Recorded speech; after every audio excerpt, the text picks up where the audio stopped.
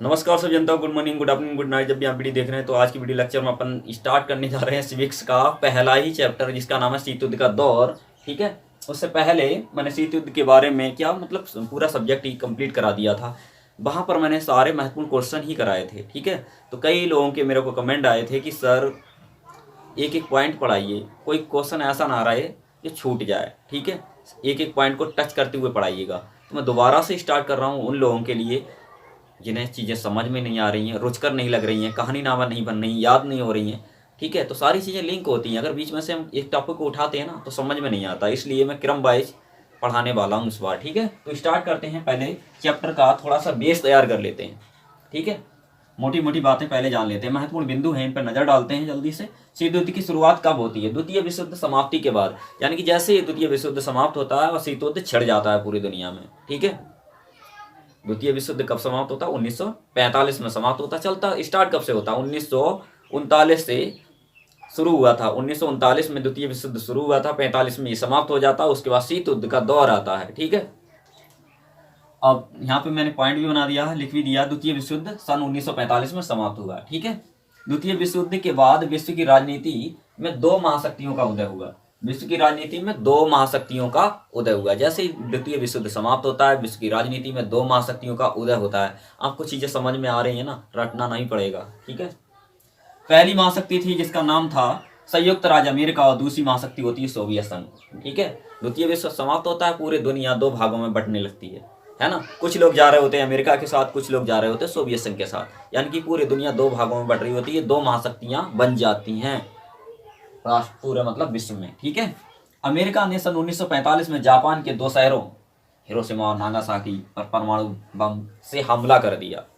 America ने 1945 में ही Japan के दो बड़े शहरों पर परमाणु बम से हमला कर दिया, क्योंकि अमेरिका ने गुप्त रूप से परमाणु तकनीकी को खोज लिया था। उसने परमाणु बमों को बना लिया था और द्वितीय विश्व युद्ध तो उसे समाप्त करना ही था। ठीक है, इसकी वजह से उसने क्या किया कि उसने कहा कि मुझे अपनी शक्ति दिखाने का यही सबसे अच्छा मौका है। उसने जापान के ऊपर परमाणु बम गिरा दिया, जापान के दो बड़े शहरों के ऊपर, जिनका नाम था हिरोशिमा और नागासाकी। ठीक है, लेकिन उस समय तक परमाणु बम के बारे में पूरे विश्व में कोई जानता ही नहीं था, होता क्या है परमाणु बम। 1945 तक, है ना। जापान के लोगों को लगा कि सूर्य का कोई टुकड़ा टूट करके नीचे गिर गया है, जिसकी वजह से लोग धुआं बन गए हैं, मतलब जल गए हैं। ठीक है, जबकि जापान आत्मसमर्पण करने ही वाला था। जापान ने बोल दिया था कि हम जो द्वितीय विश्व युद्ध है उसे समाप्त करने वाले हैं। ठीक है, क्योंकि जब मित्र राष्ट्रों की अगुवाई कर रहा था जापान, ब्रिटेन वगैरह। ठीक है, तो जापान ने कहा कि हमारी तरफ से भी मतलब अब हम भी द्वितीय विश्व युद्ध को समाप्त कर रहे हैं, लेकिन उसने लिखित रूप में नहीं दिया था उस समय तक, है ना।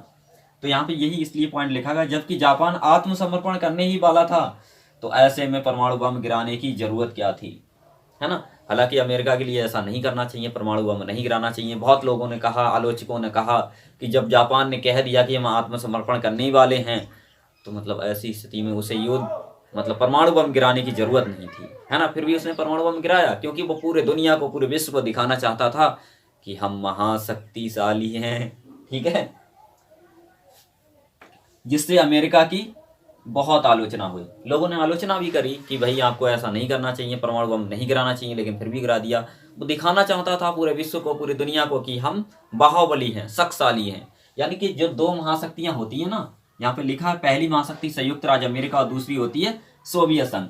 ये दोनों महाशक्ति ना छोटे छोटे देशों को, छोटे छोटे क्या बड़े बड़े सबको अपनी ओर आकर्षित करना चाहती थी कि लोग हमारे साथ जुड़े, हमारा कहना माने। ठीक है, तो ये दोनों महाशक्तियां अपने अपने साथ देशों को जोड़ना चाहती थी। जापान पर परमाणु बम गिराने के बाद अमेरिका ने अपने बचाव में कहा कि भाई युद्ध को जल्दी समाप्त करना चाहता था। यानी कि उसने इसलिए परमाणु बम गिरा दिया जापान के ऊपर क्योंकि वो द्वितीय विश्व युद्ध को समाप्त करना चाहता था, और द्वितीय विश्व युद्ध के दौरान जो लोगों को हानि हो रही थी उससे बचाना चाहता था, इसलिए उसने परमाणु बम गिराया जापान के ऊपर। ठीक है, यहाँ पे लिखा अर्थात वह दुनिया को युद्ध से होने वाली हानि से बचाना चाहता था, क्योंकि जब युद्ध चल रहा होता ना तो बहुत सारी हानियां भी हो रही होती हैं।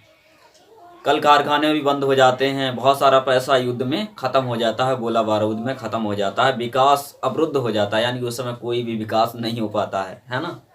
युद्ध के समय विकास कैसा, ठीक है, सारा मतलब किसी भी देश से अगर युद्ध छिड़ जाए तो पूरे देश का उस समय फोकस पता किस पे होता है? युद्ध पे। ना तो नौकरी, ना रोजगार, ना सड़क, किसी पे नहीं होता, विकास पे ना होकर के युद्ध पे होता है। तो अमेरिका ने यही तर्क दिया कि मैं इस युद्ध को समाप्त करना चाहता था, इसलिए मैंने जापान के ऊपर परमाणु हमला कर दिया। ठीक है।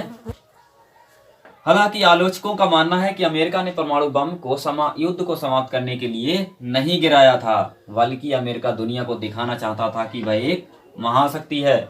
यानी कि आलोचक ये मान रहे थे कि अमेरिका ने युद्ध को समाप्त करने के लिए तो परमाणु बम नहीं गिराया, वो पूरे दुनिया को, पूरे विश्व को दिखाना चाहता था कि वह महाशक्ति है, उसके पास पावर है। ठीक है।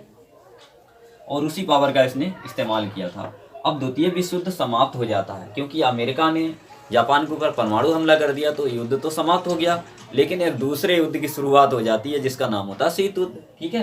तो यहाँ पे लिखा है यही है। अब द्वितीय विश्व युद्ध समाप्त हो जाता है, लेकिन यहाँ से शीत युद्ध शुरू होता है।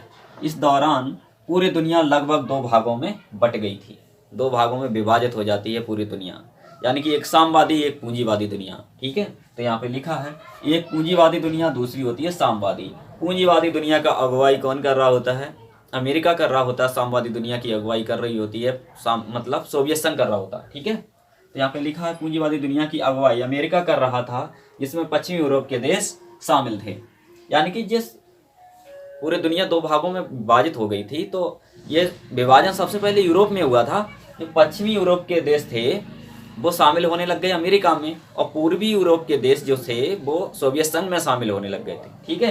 तो यहाँ पे यही बात बताई गई है, पूंजीवादी दुनिया की अगुवाई अमेरिका कर रहा था, जिसमें पश्चिमी यूरोप के देश शामिल थे। पश्चिम वाले यूरोप के जो लोग थे, मान लीजिए यूरोप है ना, तो इधर मान लेते हैं पश्चिम, इधर है पूरब। ठीक है। तो इधर वाले जो अमेरिका के साथ हो गए, और पूरब वाले जितने भी पूरब में देश थे वो हो गए सोवियत संघ के साथ। ठीक है। और इन दोनों की विचारधाराएं अलग अलग थी, जबकि साम्यवादी दुनिया की अगुवाई सोवियत संघ कर रहा था, जिसमें पूर्वी यूरोप के देश शामिल थे, यानी कि इधर सोवियत संघ, इधर हो गया अमेरिका। ठीक है।